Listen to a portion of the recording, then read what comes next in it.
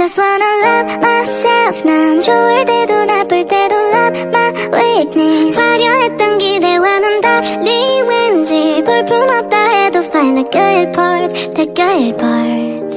Hello friends! We're unboxing the Magic V5 ng Honor. And the specs would be, basahin ko na muna sa inyo. Ang ano niya is 512 and ang memory niya is 16. Dawn Gold ang kanyang color. So unbox na lang natin para mabilis. Yan. Actually, madami na nakapag-unbox ito. Nalamog na yung plastic. So, nakatanggal na siya. So, naka-on na rin siya. So, wala na nagsasara. Yan. Yan. So, pakita ko lang sa inyo yung laman nito. Very, very fast lang. So, Type-C. And then, the supercharged 66 watts. So, yan. And then, here. SIM tool. And paperworks and casing niya. What's nice with the casing, kita ko lang sa inyo, pwede siyang gawing stand. Wow, diba? Nakso, ayan. Oh, diba? Haliw. So kasama siya, kabit natin. So yan, tayo siya. Tapos kapag gusto mong gawin siyang stand,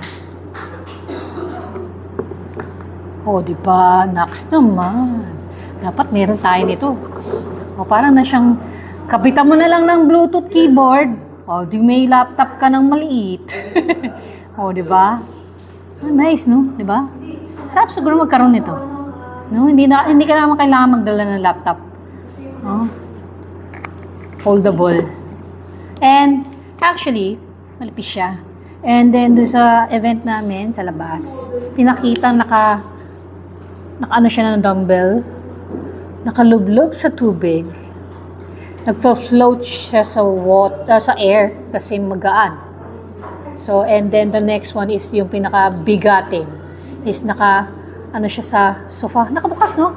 Nakabukas, tapos meron ditong, tali, and then yung sofa. And then, yun nga, pinakamalipis siya. So, that's it. Yun lang actually ang masasabi ko. For in-depth review for this one, siguro after na lang ng September 5, because September 5 will be the launch of this one, the Honor Magic 5. And then, next, may kasama siya actually, sabihin ko sa inyo na rin. Nadidito na rin ako. Is the Honor Magic Pad 3, if I'm correct. So, ito siya. Actually, hindi ko pa alam ng ano nito. Meron siya stylus na kasama. And then, actually, laptop na rin siya. O, ayun, kasama siyang keyboard eh.